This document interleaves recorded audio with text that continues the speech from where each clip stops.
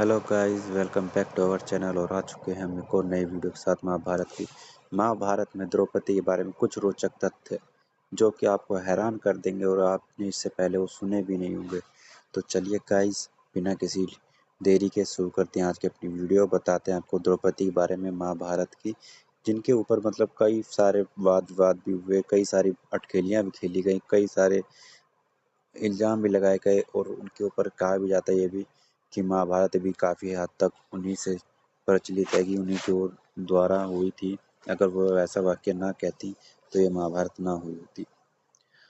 तो महाकाव्य महाभारत की नायिका द्रौपदी के विषय में भारतवर्ष में ऐसे बहुत कम लोग होंगे जो नहीं जानते होंगे, किंतु फिर भी जिसने द्रौपदी को हम जानते हैं, हुए बड़े हुए हैं, जिसके रूप की टीवी पर देखा, उपन्यासों में पढ़ा, उस जिसके विषय में इतनी कथाएं सुन रखी हैं, उसमें वह व्यास रचित महाकाव्य की द्रौपदी में काफी अंतर है।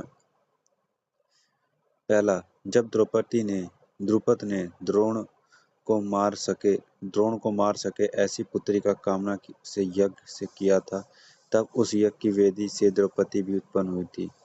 द्रुपद ने द्रौपदी को मन से अपनाया था।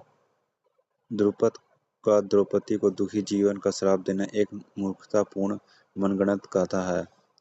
द्रौपदी अत्यधिक श्यामवाणी थी, इसलिए उसका नाम कृष्ण रखा गया था।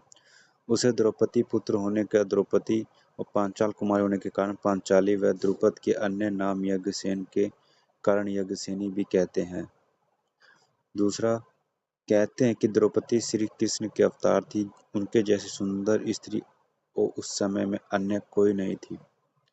द्रौपदी को पुत्री के रूप में पाने के पश्चात से द्रुपद के मन में उसके लिए एक ही वर की इच्छा थी, अर्जुन, किंतु यह इच्छा उन्होंने कभी प्रकट नहीं की थी। तीसरा, द्रौपदी ने अपने स्वयंवर में भाग लेने से कर्ण या किसी को भी मना नहीं रोका, क्योंकि ऐसा करने का उनका पास कोई अधिकार ही नहीं था। उनके पिता ने प्रतिज्ञा की थी कि वह स्वयंवर की परीक्षा उत्तीर्ण करने वाले से अपनी पुत्री का विवाह करेंगे, अर्थात द्रौपद वीर्य से युक्त थी। उन्होंने अपने पिता के वचन से बंधी थी। कर्ण को ना कहने की कथा असत्य व बहुत ही बाद में जोड़ी गई है। चौथा, द्रौपदी अत्यंत बुद्धिमानी, शालिनी, कर्तव्यपरायण व परिश्रमी भी थी। इंद्रप्रस्थ में उनका स्थान महारानी होने के साथ वित्त मंत्री का भी था। द्रौपदी सत्यभामा को बताती कि वह सवेरे सबसे पहले उठती थी, वह रात्रि में सबसे अंत में सोती थी। उनकी दिनचर्या में सहस्त्रों ब्राह्मण व संतनों का भोजन करवाना, महल के दास दासियों को देखना व अन्य ध्यान रखना, राजस्व का ध्यान रखना, लोगों की समस्या सुननी इत्यादि शामिल थी। इसके अलावा वह कुंती को वह अपने पतियों व बच्चों का ध्यान भी रखती थी। वह अपने राज्य के सबसे दीन विकलांग लोगों को भोजन दिए बिना स्वयं नहीं खाती थी। उनकी कर्तव्य परायणता का तो दुर्योधन भी कायल था।